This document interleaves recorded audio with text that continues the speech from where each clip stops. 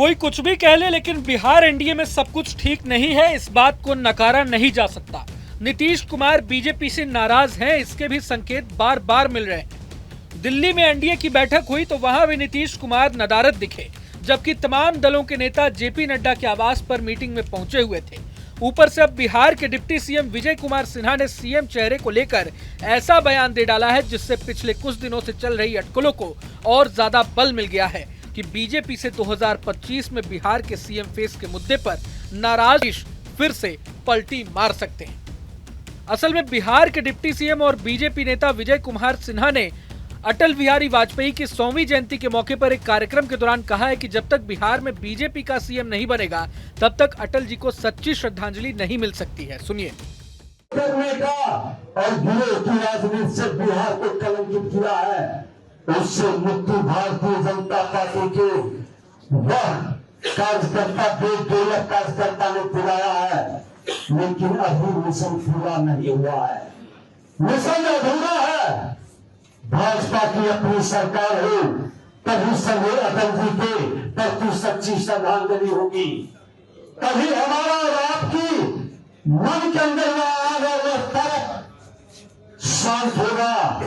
क्योंकि आज भी जंगल राज वाले लोग कहीं न कहीं बिहार के सामाजिक सौहार्द को बिगाड़ते हैं।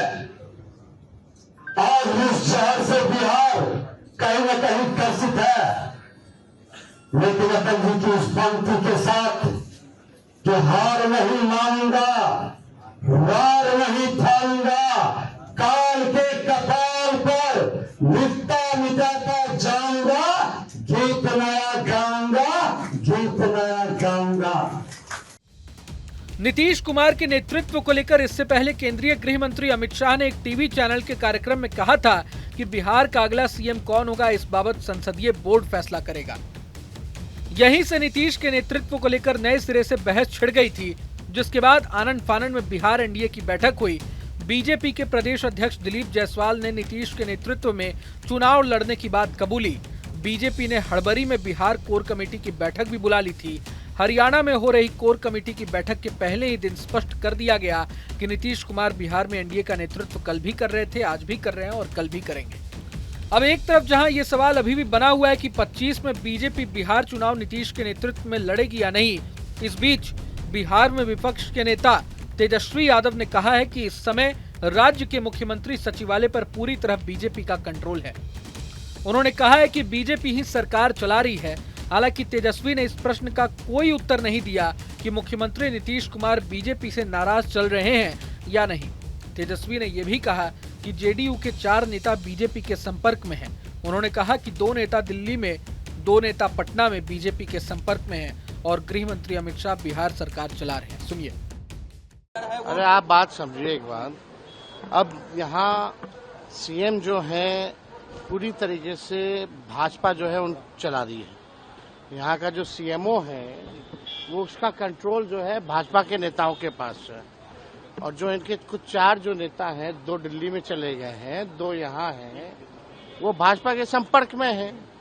तो पूरी तरीके से कंट्रोल जो है अब अमित शाह जो है कर रहे हैं। इधर जैसे ही तेजस्वी ने बीजेपी पर गंभीर आरोप लगाए तो पलटवार करने के लिए बिहार के डिप्टी सीएम विजय कुमार सिन्हा एक बार फिर सामने आए। विजय कुमार सिन्हा ने कहा कि अगर तेजस्वी जैसे नेताओं को महत्व दिया गया तो बिहार का भविष्य अंधकार में होगा। सुनिए। कौन है तेजस्वी यादव जी? 2 पूर्व मुख्यमंत्री के पुत्र हैं, यही उनकी उपलब्धि है ना। उनकी अपनी उपलब्धि क्या है?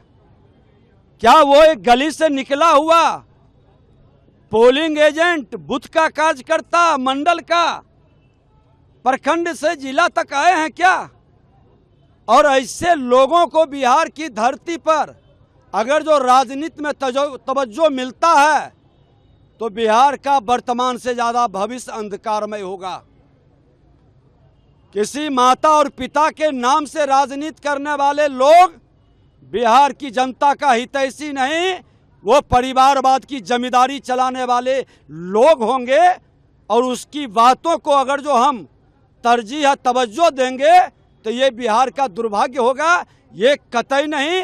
श्रीमान लालू प्रसाद यादव जी बिहार में अराजकता लाने वाले, बिहार की जनता की गाढ़ी कमाई लूटने वाले, नरसंहार, हत्या, अपहरण, लूट, बलात्कार का उद्योग चलाने वाले लोगों की जमात आज उनकी बातों पर भारतीय जनता पार्टी उनकी अराजकता को खत्म किया। आज जो सुशासन बाबू सुशासन दिवस मना रहे हैं, श्रद्धेय अटल बिहारी वाजपेयी जी ने बिहार को अराजकता जंगल राज से मुक्त करने के लिए माननीय मुख्यमंत्री नीतीश कुमार जी को भेजे हैं और आज भी हम लोग उनके उस आदेश का हृदय से सम्मान करते हुए स्वीकार करते हैं। भारतीय जनता पार्टी और विजय सिन्हा जैसा कार्यकर्ता सत्ता से समझौता नहीं करता है। खुले मीटिंग में भी हमने रखा था, हम सुशासन के लिए समझौता करते हैं और सुशासन के लिए आज मोदी जी और नीतीश जी की जोड़ी बिहार और देश में पूरी तरह से संकल्पित है।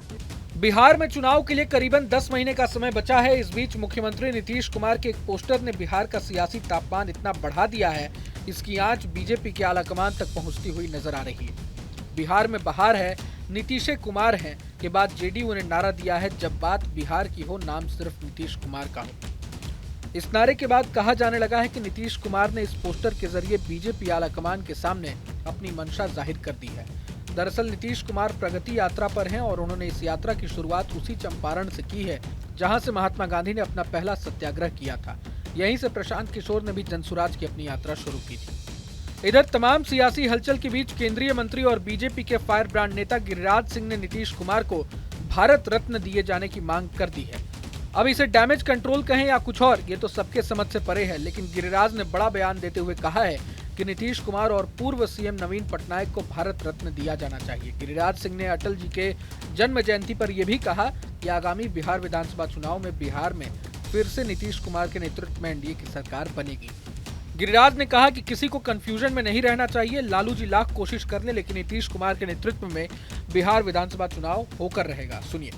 और बिहार में फिर से एनडीए की सरकार बनेगी और मैं तो कहता हूं कि नीतीश कुमार इतने दिनों तक मुख्यमंत्री रहे, आज के बच्चे जो 30 साल के हो गए हैं उन्होंने नहीं देखा लालू जी का जंगल राज, कुव्यवस्था, सड़कें, अस्पताल, स्कूल जर्जर स्थिति थी। आज उसको एक ऊंचाई पर ले जाने का काम किया और उड़ीसा में नवीन पटनायक ने भी वर्षों तक सेवा की। ऐसे व्यक्ति को देश में पुरस्कृत करने की जरूरत है, चाहे जिस भी पद से स्वीकार किया जाए, भारत रत्न जैसे चीजों से नवाजा जाए। लालू यादव तो कहा। अब सवाल बार बार नीतीश के नेतृत्व में चुनाव का उठ रहा है, लेकिन कोई ये गारंटी नहीं दे रहा कि नीतीश कुमार अगली बार जेडीयू को बीजेपी से कम सीटें मिलने पर क्या 2020 की तरह सीएम बनेंगे या नहीं। इसी एक बात में सारा रहस्य छिपा है। अमित शाह ने यह भी कहा कि महाराष्ट्र में बड़ी पार्टी होने के कारण ही बीजेपी ने सरकार बनाने की दावेदारी की थी। उनकी इस बात के बाद संदेह की कोई गुंजाइश नहीं बचती है कि इस बार बीजेपी 2020 के स्टैंड पर नहीं टिकेगी। दूसरी स्पष्टता यह है कि महाराष्ट्र में भी विधानसभा का चुनाव शिवसेना प्रमुख एकनाथ शिंदे के नेतृत्व में लड़ा गया था। शिवसेना में विभाजन के बाद बीजेपी ने शिंदे की सहायता कर उन्हें सीएम जरूर बनाया था, लेकिन चुनाव के बाद कम सीटें मिलने पर उन्हें सीएम बनाने की गारंटी नहीं दी थी। इसलिए नीतीश कुमार के नेतृत्व में अगर बीजेपी बिहार में विधानसभा चुनाव लड़ने की बात कह रही है तो इसका अर्थ ये नहीं कि 2020 की तरह जेडीयू को कम सीटें मिलने पर भी वो नीतीश को सीएम बनने का मौका देगी।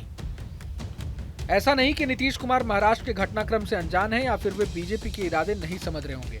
जेडीयू को कभी अकेले बहुमत न मिलने के बावजूद करीब 2 दशक से वे सीएम बने हुए हैं, तो उन्हें हर दांव का पता जरूर है। उन्हें पता है कि कोई कितना भी हाथ पांव मार ले, लेकिन उनके बिना किसी की सरकार नहीं बनने वाली, और जब ऐसा मौका आएगा तो होगा वही जो वे चाहेंगे। हाँ, ये भी सही है कि नीतीश जिस किसी के साथ रहे वे उसे समय समय पर झटके देकर काबू में रखने की कला भी जानते हैं। आरजेडी के साथ जब वे सरकार चला रहे थे तो उन पर तेजस्वी यादव के लिए गद्दी खाली करने का दबाव था। वे इस दबाव को कैसे महसूस कर रहे थे, इसका एक उदाहरण काफी है। आरजेडी को पट्टी पढ़ाने के लिए उन्होंने घोषणा कर दी कि अगला चुनाव तेजस्वी के ही नेतृत्व में लड़ा जाएगा। इससे उन्हें कुछ दिन की मोहलत मिल गई थी। इसी बीच उन्होंने आरजेडी को झटका दिया। बीजेपी एमएलसी संजय मयूख के घर छठ का प्रसाद खाने चल गए। जनसंघ के संस्थापक श्यामा प्रसाद मुखर्जी की जयंती उनकी महागठबंधन सरकार ने मनाई। मोतिहारी में सेंट्रल यूनिवर्सिटी के कार्यक्रम में नरेंद्र मोदी की नीतीश ने तारीफ भी कर दी। आरजेडी दुबक गई, बाद में तो नीतीश ने आरजेडी का साथ ही छोड़ दिया था। नेतृत्व के मुद्दे पर अमित शाह के स्टैंड से निश्चित ही नीतीश को तकलीफ पहुंची होगी। उन्होंने चुप्पी साध ली तो बीजेपी को खतरे का एहसास हुआ। संभव है कि बीजेपी की ओर से मान मुनव्वल भी हुआ हो। हालांकि नीतीश कुमार के लिए एनडीए से अलग होना इतना आसान नहीं होगा। बीजेपी ने उन्हें बिना शर्त समर्थन दिया, यहां तक कि जेडीयू के कमजोर प्रदर्शन के बावजूद मुख्यमंत्री पद पर बने रहने का मौका दिया। इसके अलावा इंडिया अलायंस में तेजस्वी यादव जैसे नेता पहले से सीएम पद के बड़े दावेदार हैं। ऐसे में नीतीश के लिए इंडिया अलायंस में जगह बना पाना मुश्किल होगा। हालांकि नीतीश के सबसे करीबी और जेडीयू सांसद संजय झा का कहना है कि नीतीश ही बिहार में एनडीए का चेहरा होंगे। सुनिए।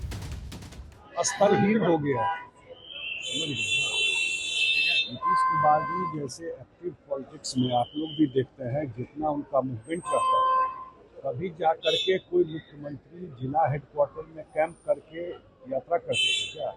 इस रिश्ती तो वहाँ रहने की भी नहीं थी। सुबह जाते थे और 2 घंटा में वापस पटना आ जाते थे। महीनों जा करके यात्रा करके लोगों के बीच, और जब मुख्यमंत्री जाते हैं आप लोगों को पता है तो बहुत सारा काम और स्पीड पकड़ लेता है जमीन, क्योंकि यात्रा है आगे। और इस तरह का स्तरहीन, और बिहार की जनता निश्चित रूप से इन सब चीज़ों को देखते होगी, और लोगों को भी ठीक नहीं लगता है जब इस तरह की भाषा बोलते हैं। गृह मंत्री ने जिस तरीके से भाषण दिया है सदन में, लगातार सियासत हो रही है, कह रहे हैं कि विपक्ष के लोग इस्तीफा दे देनी चाहिए, माफी मांगनी चाहिए। मैंने कहा ना, कुछ बचा है। हम लोग तो थे सदन में जब बोल रहे थे, वो परत दर परत जो कांग्रेस ने किया बाबा साहब के साथ, वो बता रहे। सुनिए उनका पूरा। बाबा साहब को 40 साल भारत रत्न नहीं मिला, जो खुद प्रधानमंत्री होकर के भारत रत्न ले लेते थे, खुद कांग्रेस के लोग। और जब जनता दल की सरकार आई 90 में, नीतीश कुमार जी भी उसमें मंत्री थे, तब जाके भारत रत्न मिला। क्या बोलेंगे? लगातार चर्चा हो रही है नीतीश कुमार के चेहरे को लेकर के। कोई चर्चा नहीं है। नीतीश कुमार जी के नेतृत्व में चुनाव होगा। अगर केजरीवाल ने लेटर लिखा है मुख्यमंत्री नीतीश कुमार को, मैंने दिया है जवाब। अब कहा है कि भाई वो आप तो ऐसे आदमी है, नीतीश कुमार जी पर आप जो पूछ रहे हैं, इंडिया गठबंधन में हम लोग थे, ये तो पटना से भाग गए थे, आपको याद होगा, जब यहाँ पर कार्यक्रम चल रहा था जातीय जनगणना पर।